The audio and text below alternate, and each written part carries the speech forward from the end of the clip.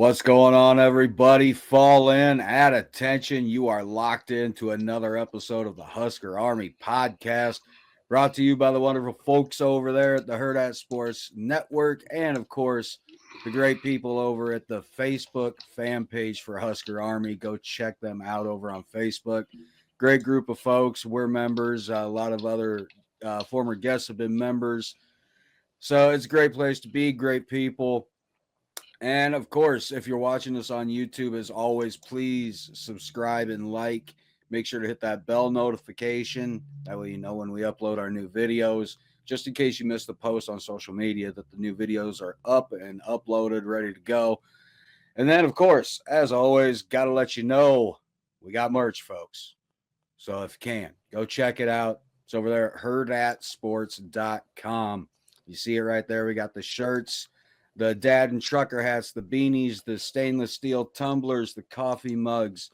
It's great stuff. The shirts are great material. It's breathable, stretchable. It's not heavy. You see, as soon as we get out of this little graphic here, Kenny wearing one of the hats as well.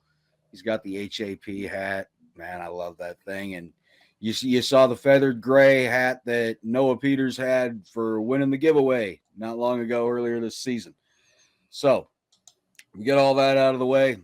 Let's get right into it. I am your host, Bryan Knutzen. With me, as always, former Husker wide receiver, multi-time national champ Kenny Cheatham. Our recruiting guru, Matt Sass, unfortunately could not join today. He had a family matter to attend to today, so he's getting that all taken care of, and we'll have him back this next week, I'm sure. So we got to talk about it, Kenny. I can hear you clicking on stuff. I think your camera might have froze, but that's all right. I can still hear you. Trying to get to some stat action. Hey, I'll tell you what, though. At least it froze in a good picture, bro. It really did, man. All right, let's talk about it. Yeah, there it is. Huskers fall in L.A. at the Coliseum to USC, 20-28. And that's four straight, Kenny. That's four straight losses. I don't know. I don't know what to say right now. I don't know what to think. This is a 4-5 at the time of the contest. 4-5 USC team. They are definitely down. They were losing. They had only won one of their last four games, so they were 1-3 in their last four games. They were, or might have been even worse than that. Maybe I have a flip flop between us and USC. And it was not a pretty game. It was a screwy game. It seemed like that ball was just bouncing wherever it pleased, and didn't really make its way into our favor as far as the bounce goes. And I don't know where to begin. It was nice to see a little bit different play calls coming out of with having Holgerson on the sideline calling plays this week. Some things seem to be a little bit better, but the one criticism I want to give is it seemed like they abandoned the running game when it was really starting to work. Yeah, man, we were effective a little bit in the running game. I would say more than we have been in the last couple of weeks. Emmett really shined this game. He was able to have some huge runs, and Dowdell had a couple of huge runs. But yeah, he did. We shied away from it, and I don't know why. So it was a slow, hard game to watch because of so many missed opportunities. And when you and we as fans go back and watch the game, you can kind of pinpoint where the fall off spots happen during that game. And some of the things that hurt us, in which we did on one side of the ball offensively, that defensively where they did it, but it put us in position to start our offense in a, I would say, quote unquote, bad position. It's just what it was. So, I mean, you were spot on with the run thing. That was one of the notes I had taken, and I hadn't taken notes in a long time, because I can generally remember everything and play it back in my head from start to finish. But this was something. This was something. Yeah, it was. It really was. I mean, and it started out great, really. Sierra Wright with the pick six, getting it going just right away. Offense kind of doing what they were doing to begin the game in past games, kind of sputtering a tad bit, kind of finding their feet, trying to find a rhythm. And it seemed like that quarterback for USC, that Mayava, or however the heck you might have pronounced his last name, I think it was Mayava. He did not, and they talked about it throughout the game. He had no qualms of putting that ball in harm's way if need be. Mm-hmm. And we had two prime opportunities. One with Tommy Hill, I think it was the first one. And then Malcolm Hartzog was the second one, where Hartzog, it went right between both his hands, and just a shade of a mistimed jump. And it was the same thing with Tommy Hill. He mistimes the jump a little too early, allows that ball to get over his head, and allows that receiver to come back for the ball. Right. And that was in the first quarter. So for me, that was two mistakes for me by him. On that series, I would say three if you look at it in a figurative number. Yeah. The very first one was him letting the receiver get behind him, which I didn't understand. So once when the ball was thrown, he was already in front of the receiver. And then he jumped and he missed it. The receiver caught it, number 2. Put them down on the 7 or 8 yard line. The very next play, he did a piss poor job ass trying to make that tackle. And the guy walked right in the end zone. I didn't understand it. I don't know what he was doing. I don't know if he was protecting himself from injury, but I don't know. I don't even know if he was expecting the young fellow to run out of bounds. But I think that's what he might have thought. But the moment I saw it, I was like, what the hell is he doing? So that was just that was horrible. That was a horrible series for him right then and there. Yep. And I can't explain it. So it's just one of those things. It's just one of those things. That first touchdown was just terrible. Like I said, the other one, number 7, could have had it, possible maybe. There was another one in the game with the triple bounce that went USC's way, that bounced off of Buddha that we could have had. But that was like just one of those plays. And then, Hartzog was the end zone, was the touchdown play in the end zone, correct? Yep. But then again, here's my position on that. How the hell is the receiver that far behind you on that play to where they're trying to throw it over you? What's going on those plays to where they're that far behind you when the quarterback is throwing the ball? Wasn't like they were even. When you see that ball going and it comes to us, they're behind them. Yeah. So what's happening? I think for me on that one, well, the first one, he threw that thing up for grabs. He got lucky as shit. There's no way ifs, ands, or buts around that. And hell, think if he threw it to the left, it was a touchdown. I know. The tight end was wide open. He was sitting there hollering at the cheerleaders. He was absolutely wide open on the left-hand side of the field. I mean, then you got the second one with Hartzog. I think with that one, Mayava, I don't think he read the defense correctly, honestly. And that was a pass that 9 times out of 10, once he's got more experience, he's not going to make that throw. Right. And if he does, it's going to be farther to the corner. Okay. And I think Hartzog knew, especially after seeing what he'd already seen with the pick 6, the one that Tommy Hill just happened to misread. And I think there was a couple others that were in harm's way. I think Hartzog was thinking that, if I could just bait him into it, I could take this, and he burned himself is what he did. He allowed that. It was literally right through his hands. Yep. Touched him. I just mistiming. It's the story of the season. It's the story of the last 7 seasons, probably. It's unbelievable. And offensively, I'm somewhat proud of those guys. They fought like hell.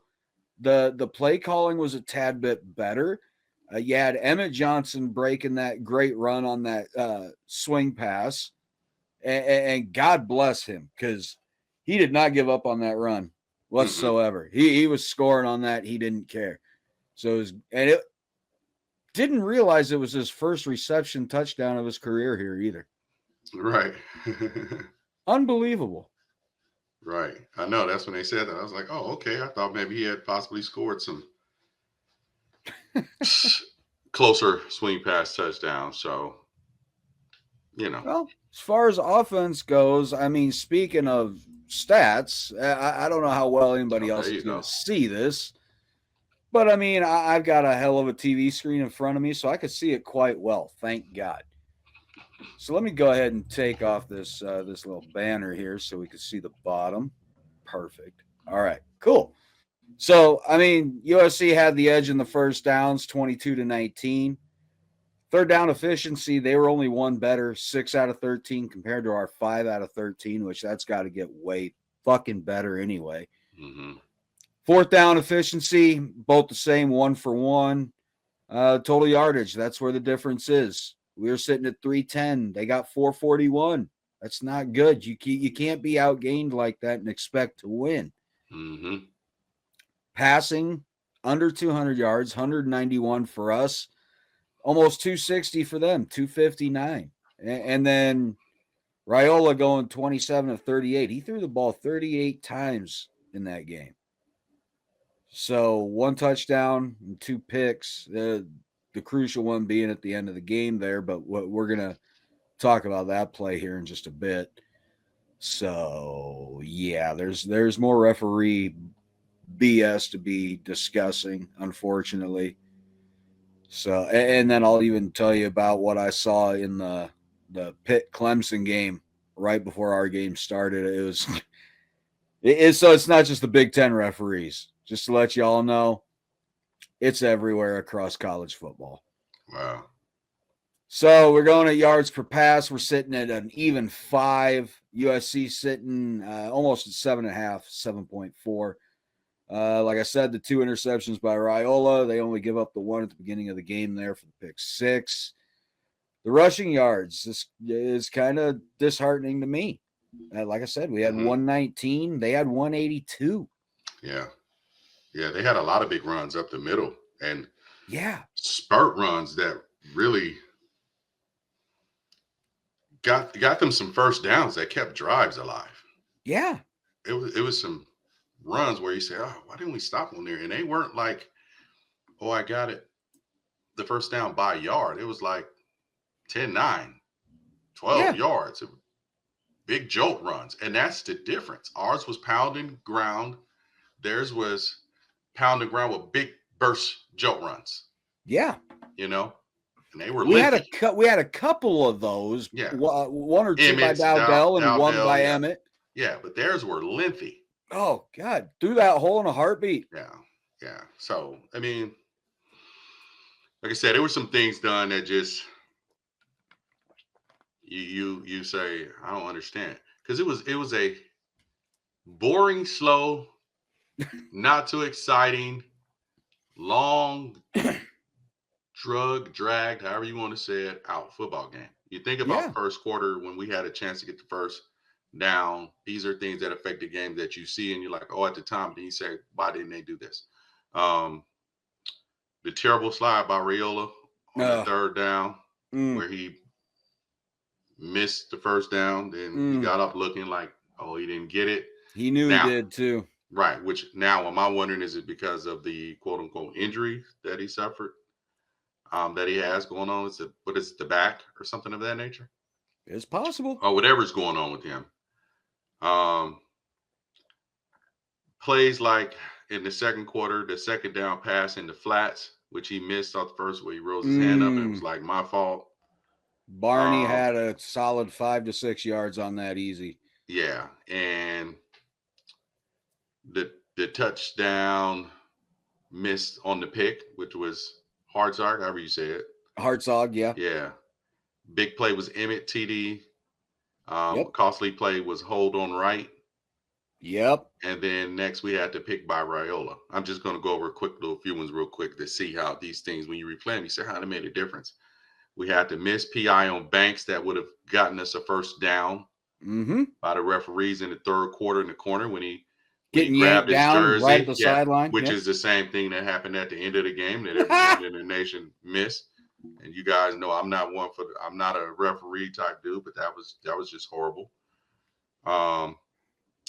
The third and second, we missed the goal line. Third and second when number 4 was wide open, and I don't know where Raiola threw it to Emmett on the swing pass. And Banks was literally wide open on the left side of the field. If he just looked back to the left. Yeah.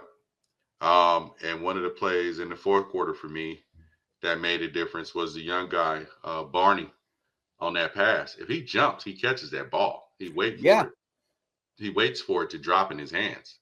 And the USC defender jumps up, bats it down. If he jumps, first man up, they're going to either have to go through him or he catches the ball or he just flats out drop it. But he didn't even make the attempt to jump, which the USC defender jumped. I think it was 2 guys on him, but he could have had the ball.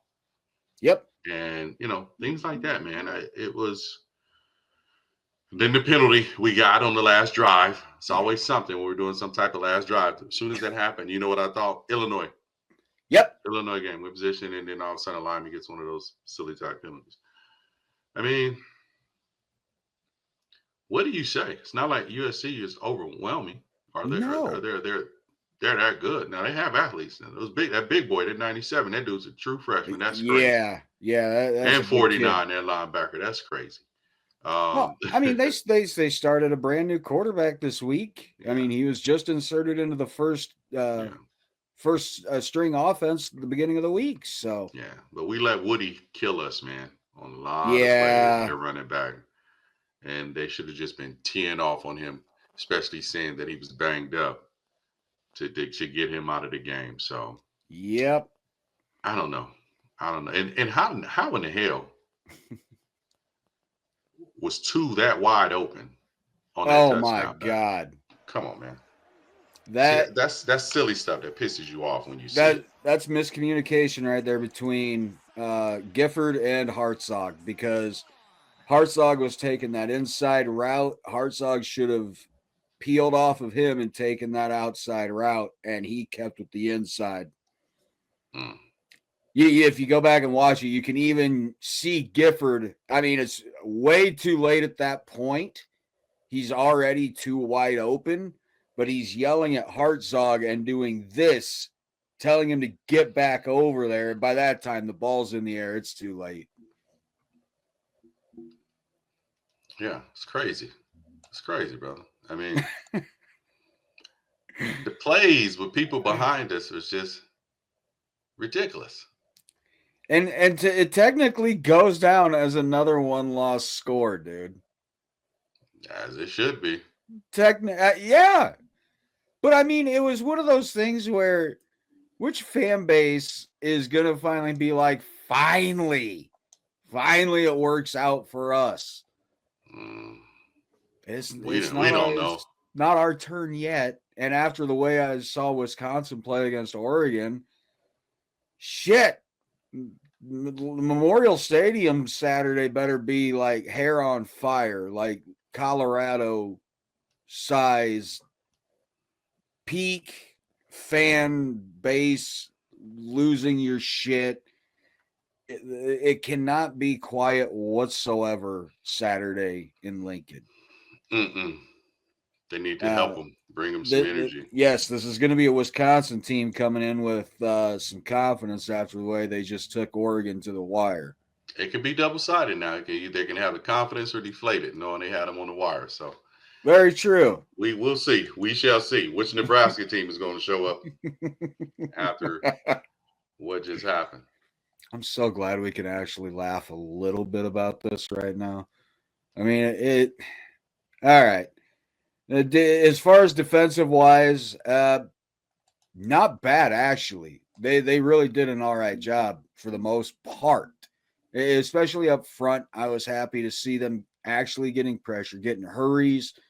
I think they got 1 or 2 sacks, maybe. They got some knockdowns. They were making sure Mayavan knew that they were there. And a lot of that disruption, of course, coming from Ty Robinson once again. He caused a problem yesterday. He played extremely well.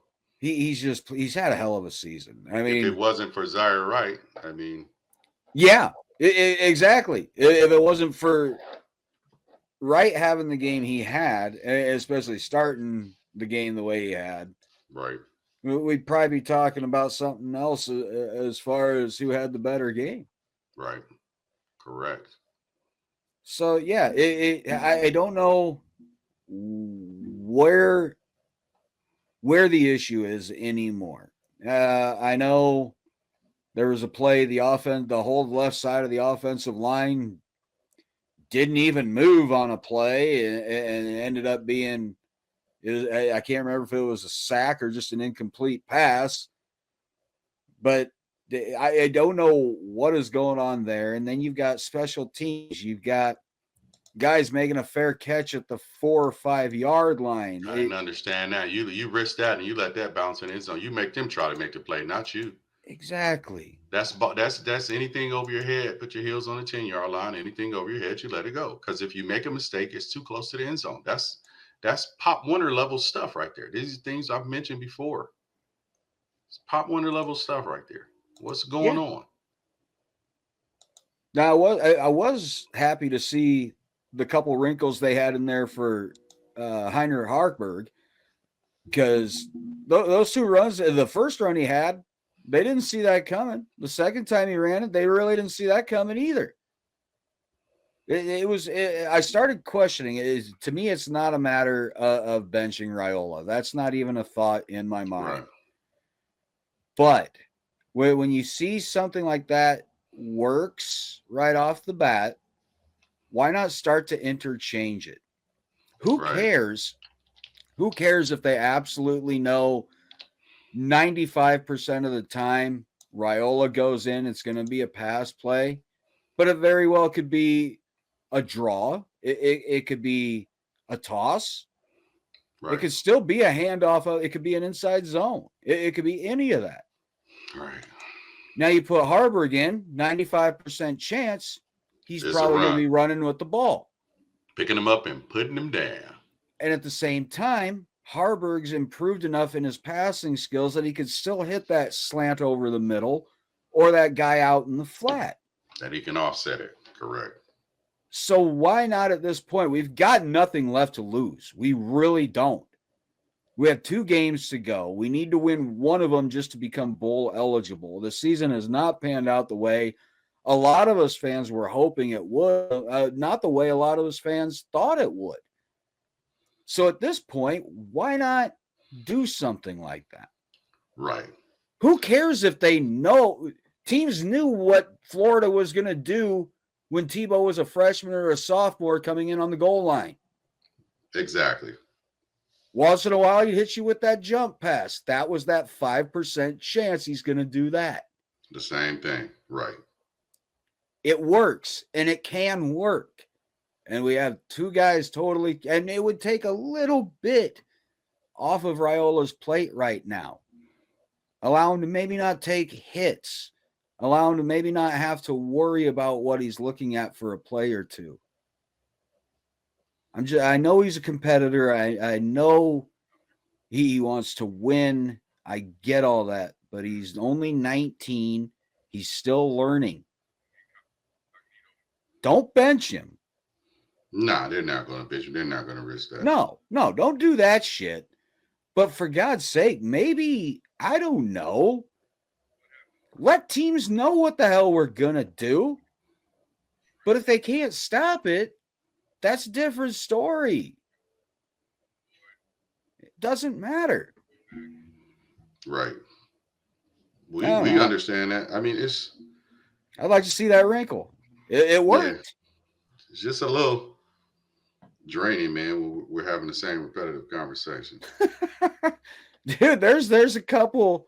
We're about to get to Husker Twitter here in a moment, but there's some even Husker podcasts after that game, and I'm looking at Twitter, and some were like, I may have some podcast equipment for sale very cheap.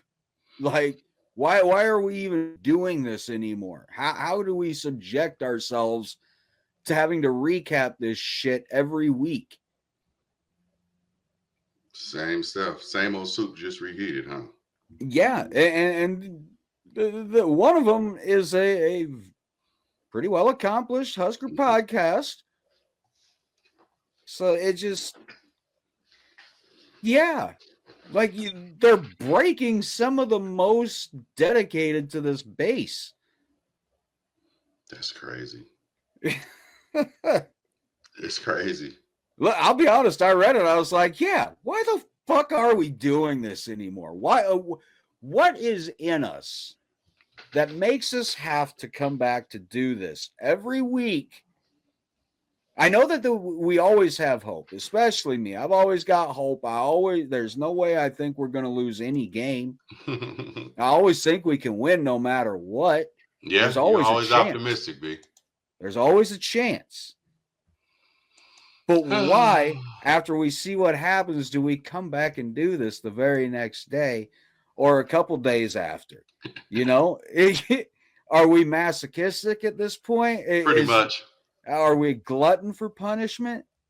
Well, you know what I do when I start thinking that way about these dudes or what's going on. You remember I do it every other year, well, pretty much all the time. You know, I'll stop watching the games live. Shut it down. I'll stop watching the game live. Yep, shut it down. You're not going to piss me off. Yeah, you're one of the few guys that can actually just turn it off and not let it ruin your Saturday. I'm done. I'll stop watching the game, and I'll watch it and stream through it while I'm watching it, like videotape, forward it. I'll catch the plays. I'll see everything that happens. Yeah. And I'm like, I'm done. I'm glad I didn't sit through that live and be pissed. So, you know, man. You're a better person than most of us, Kenny. That's for damn sure. Much, much better. You got way more willpower than a hell of a lot of us have, too. That's for sure, too. Sometimes you just don't have the energy for it, man. I'm like, I'm good. Well, I'm not going to say we've really covered the game, but I mean, let's face it, and let's be honest. A lot of the Husker podcasts, we're going to be saying a lot of the same things, and some of them are going to be saying probably better things than what I can say, and that's for damn sure. They see it a little different, you know. They kind of read it a little different. I look at it purely as a fan, as I always have been. I am not the true like X's and O's type guy. I know my football. I know how to play the game. I know how it works. That's it. I've never been a coach. I've coached my son's flag football team a long, long time ago, but that doesn't count. That does not count. But I am not a former coach. My last playing days were in 2001 in high school, so I am very far removed from the game. But my passion for this game, my love for this game, this program, this fan base has never changed. It's never faltered. It has never gone anywhere. It has never lost an ounce of liquid in its cup. I'm just saying. Right. I mean, it's truth be told. I mean, let's keep it all the way real as far as what we're seeing. We had a variety of missed opportunities that we did not capitalize yesterday in that game. We consistently, because we had some offensive sets, which we put our defense in position to play well, which they stopped USC, other than the big plays. Started too many possessions inside of our own 15-yard line. Yep. That's a long way to drive down and get scores. And with us not being very explosive right now, that was a tall task to try to achieve. Yes, we had the missed calls by the referees, which could have possibly The one at the end of the game, hopefully we could have scored, maybe then got the 2-point conversion. There's a lot of ifs with that goes along with that. But if they called the one in second quarter, that one, hey, that could have possibly put us in position to get a touchdown, which means that changes the total dynamic how both sides of the ball, both teams are calling the game. Yep. So there are those things. So it just seems like we get ourselves stuck in a rut to where we can't capitalize on opportunities.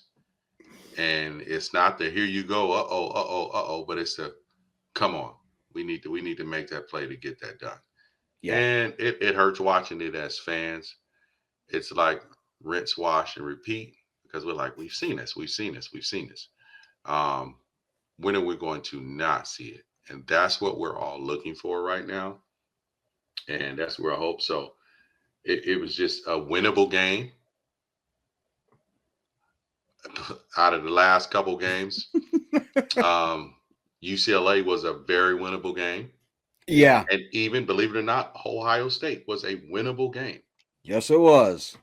Indiana just put it to us, and we flat out folded. Yeah, we folded pretty quick on that but one. But those other 3 games were very winnable games, just like the Illinois game, winnable games. So when it's the winnable games, why aren't we winning those games? That's what it comes down to. So we know they want to, but why aren't we getting it done? Why are we stopping? There's no reason for us to get a field goal and then let USC get the big touchdown where you got momentum and then let them get the touchdown, the number 2 up in the middle when the guy's wide open. He pretty much did the prime time from about the 20 on in, sideways shuffling in the end zone. I mean, you had Sierra open. Getting the blocked field goal even to keep it a 1-point game, and then we just I mean, it's silly stuff like that, man. So as a fan base, and I know the fans get tired of seeing it and hearing it and looking at it. Me, I just hope they keep their energy up for the game coming up so we can beat Wisconsin and then going into the Iowa game, beat them, or at least one. I want 2, of course, but one of the 2. You got to put yourself in position to get to a bowl game. Yes. I mean, you have to do it. This point, there's no more excuses to be made. Those extra practices, that extra game, I mean, that goes a long ways into your next season. I know Rule knows that. I know the whole staff knows that. Right. But sometimes I wonder if because these players have not been there, if they truly just don't understand that. Right. They get it. If they get it. I would want to get it. You damn right. I don't know. Screw it. Yeah. You know what I mean? Like I said, all the other podcasts, we're going to say a lot of the same stuff. So, I mean, we're not going to just keep going over it and mulling over it. To hell with that. I mean, let's see what everybody else had to say, man. Let's go to we'll go to Husker Twitter already. And this one was straight up for you, Kenny. And this came from Coach BA. So here you go. This is from the BA Coaches Show. I need to hear Kenny's perspective on the clock and timeout management. I'm done with it. And you all on that show know how much I love and defend Rule. But, dude, it's baffling. BA, that didn't make any sense to me. It made so much nonsense that the announcers were even talking about that. I didn't understand. I was confused on what was going on because I think once you take the runoff, the clock automatically starts or something like that. And I think once you take the runoff, it stopped. But I was like, what's going on? Are we trying to get the ball back for a possession or what are we doing here? And then what comes out of that, because we made whatever choices we made, they punt the ball and we get it on like the inch line. Yeah. I mean, that was an Arnold Horshack moment for me. For any of you who watched old enough to remember Welcome Back, Carter. Mr. Carter, I'm so confused. Remember when he said that? I mean, that's literally how I was feeling right there, man. Literally how I was feeling. I was like, what's going on? So, BA, brother, you are a staunch defender of him and what he has going on. But that made no sense.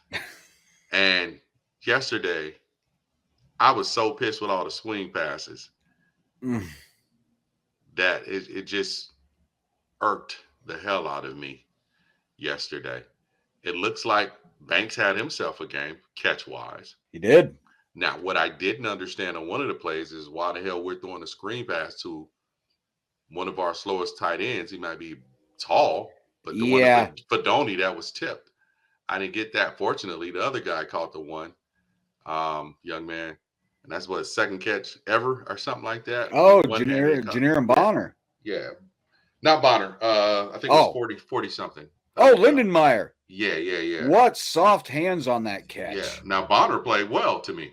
Yes, he did. Now, we did throw the one. I think he almost lost a yard. I think it was going to our left. Yeah. But go up the field. I mean, we targeted Banks a lot. We went after 18 a little bit, name our couple. But I'm still Jalen almost had the one. Did he catch that one? Yeah, he caught that one. Yeah.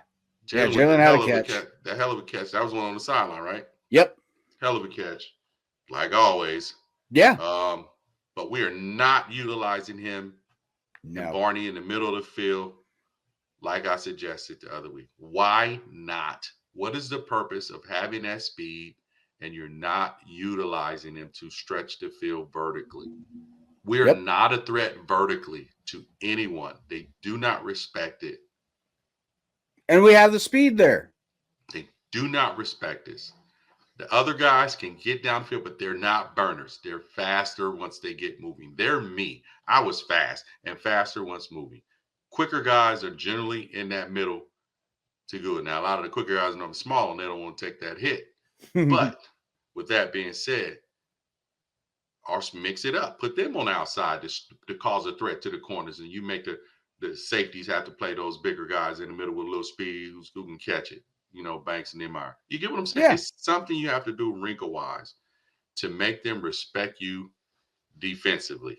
And right now, we're not a vertical threat. We are a left to right, hash to hash, passing threat with occasional passes in the middle.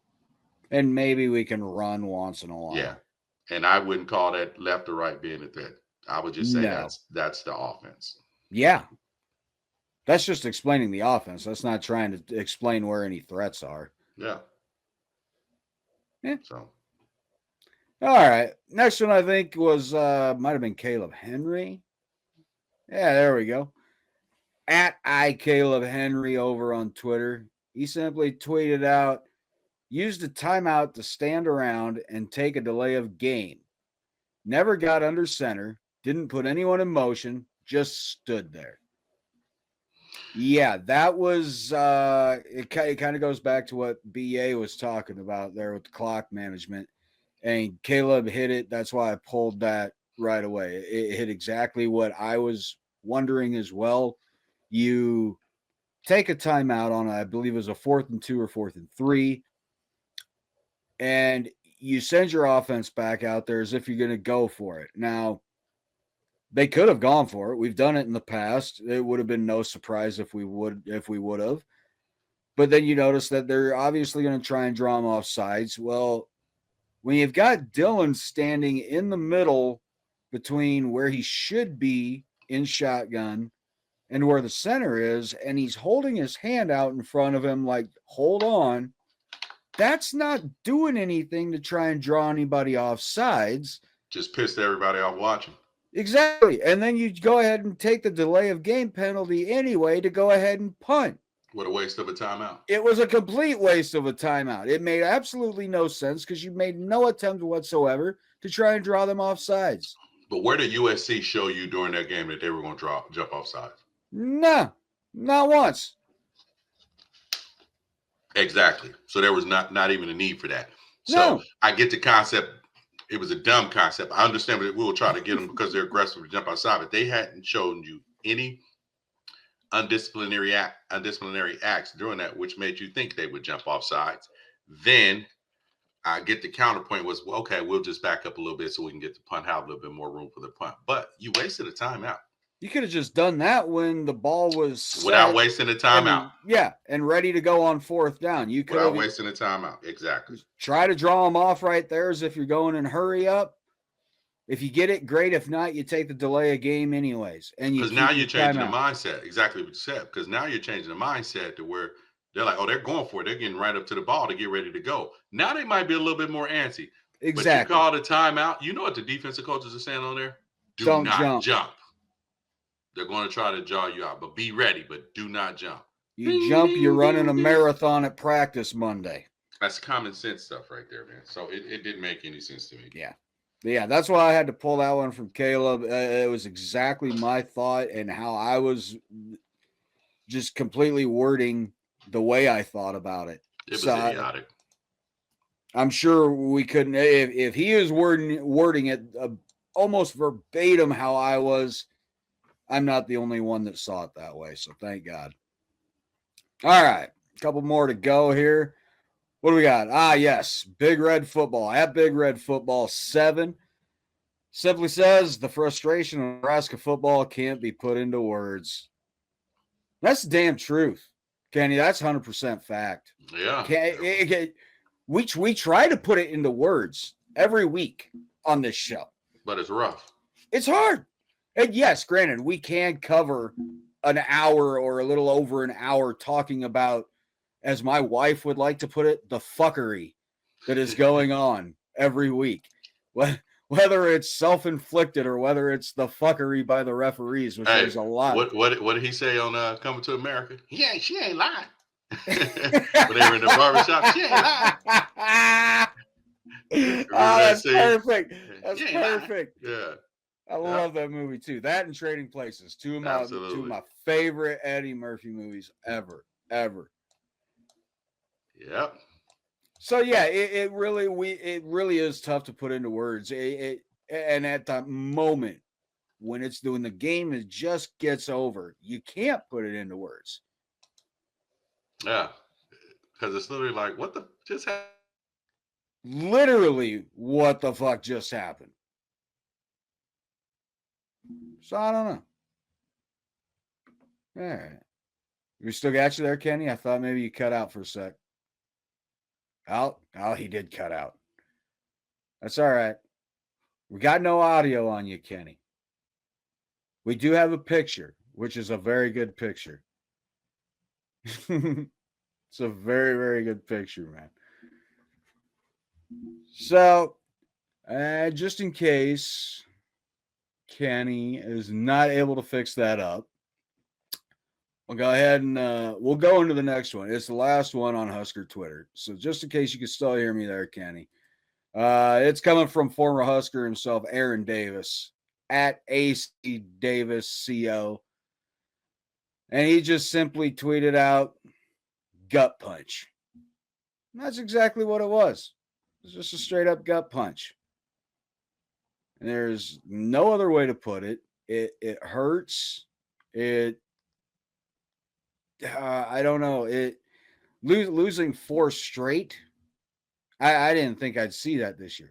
I really didn't. I thought, we'd win 4 straight, more than 4 straight. I could have seen us maybe losing a couple straight. Could have possibly seen that happening, but I mean, I couldn't have seen us losing 4 straight games in a row. That's for damn sure.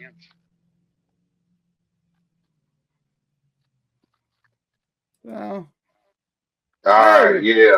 I guess my computer froze again, it looks like. That's all right. Looks like we got you anyway. Back in the flesh. Let me turn this sideways, brother. So, what I missed, B? What you say? Oh, not just brought up the very last one, and that was by former Husker Aaron Davis. And he just simply said gut punch. It wasn't from Jake Paul, though. No. Hey, dude, what a joke of a fight that was. Everybody knew what that was. That was it. Tyson, how about a joke of even trying to watch it? Netflix said 60 million people tuned in, so they weren't ready. That is you know what? I'm calling complete bullshit on that because they have been promoting this fight forever. You're not going to tell me you didn't realize the amount of volume that you were going to bring in. You cannot tell me that you did not know how many people were going to want to watch that fight. You should have had things in place. Absolutely. But it sound like the idiots who didn't get it. Yeah, that's the dumbest excuse they ever could have used. You're never going to convince me that we didn't realize that half the world would want to see this. Yeah, that was pretty stupid. It was didn't make sense. Yeah, I was texting you. I had a frozen screen, but the caption was A1, baby. Yeah. Caption was A1 because it was just scrolling across. I couldn't see any fisticuffs being tossed. So it was something. All right. Well, that's it but the world got to see Mike Tyson's ass. Yeah, no shit, dude. That was hilarious. I'm sitting there with my wife, my daughter, and her boyfriend. And when that part happened, like all of us just go, "Whoa, Mike, dude, bro. I don't know about that, Mike. That's a 58-year-old man's ass. Oh, come on, Mike." That was hilarious, wasn't it? Oh, God. I was laughing my ass off. I was just like, "Oh, Mike. No, Mike. Come on, man. You just don't give a shit, do you?" Yeah, Mike was in there, man. Just walked away. You got to love Mike Tyson, dude. You got to love him. He just does not care. Yeah, man. Iron is iron, man. We got one last thing to go over real quick, and that's, of course, believe it or not, in a loss, we actually do have Field Generals of the Week. Yeah. So, here you go, folks. On defense, we are giving y'all Sierra Wright, and I think that's very well earned. He had the pick six to start the game, had the blocked field goal, had himself a day as far as position goes. Yep. And then on offense, you got Emmett Johnson. He was just a workhorse, not to mention his first reception touchdown of his career. And then the runs he had, the jump cuts he was making, the vision he was using, it was just, I appreciate it, Emmett. You're doing exactly what you told us you would do. And we just love seeing it happen. So, Sierra Wright. Out there trying to get jiggy.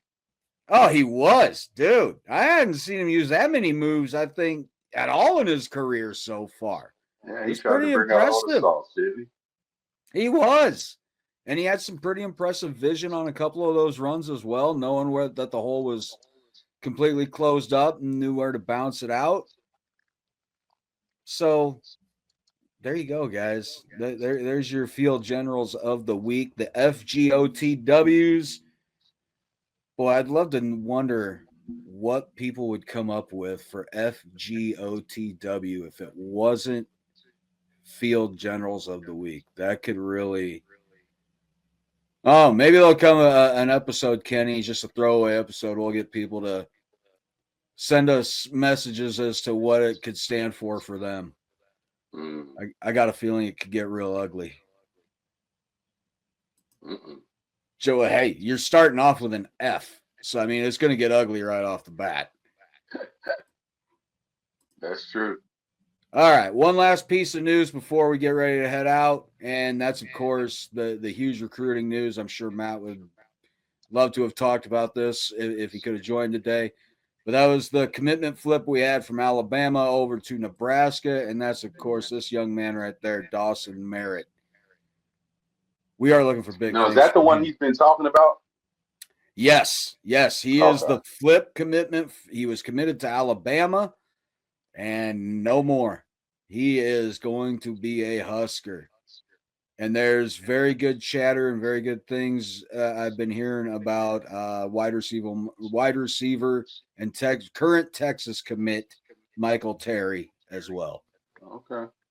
So keep your fingers crossed, Husker fans. You guys, I know it's just recruiting. These guys are not here yet. They're still in high school. But these are guys that could be game changers. We said the same thing about Raiola as soon as he got here. That's what we need. Yeah, Absolutely. So we'll see how it goes, bro. All right. Well, I think we covered it, Kenny. We'll get past this shit week. Prepare for Wisconsin this next week. At least it's back in Lincoln. That'll be nice. Yeah. Maybe. We hope so. We hope. So. We hope. Surely hope so. All right. So, everybody, at this point, I think you know where to find Kenny. You'll find him over on Twitter and Instagram. You see it right there. Husker Noob 1911. You'll find the show over on Twitter and Instagram. You see it right there below, or right next to my name as well, at Husker Army Pod. And then, if you're watching us on YouTube, make sure to subscribe, like, hit that bell notification. That way you know when we have any uploads going on, just in case I forget to post it on social media. I'm forgetful. I'm 42 years old. It happens. It's starting to go. And be on the lookout. Sooner or later, I'm going to start the TikTok page for us to get us rolling. That's right. I keep forgetting that we spoke about that a couple weeks ago. Yes, we will be getting the TikTok page going before too much longer.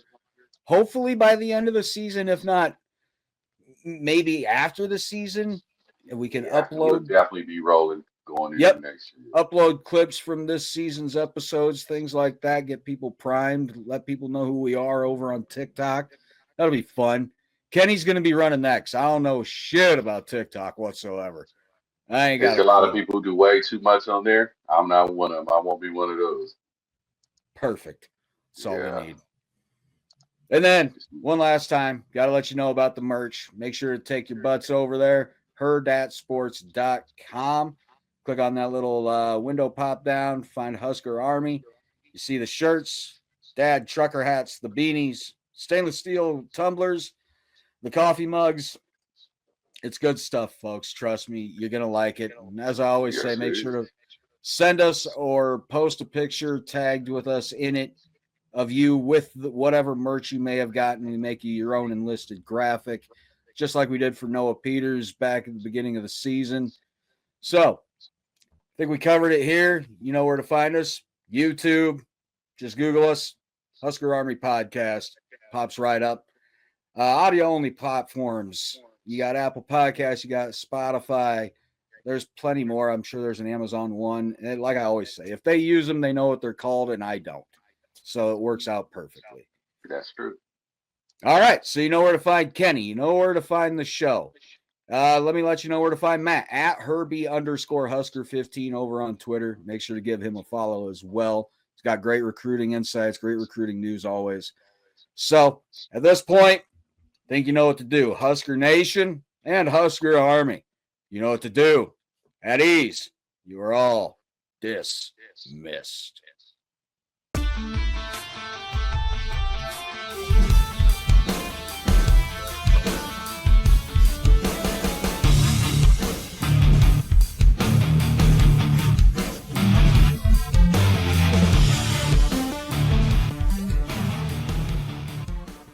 A Hurrdat Sports Network production.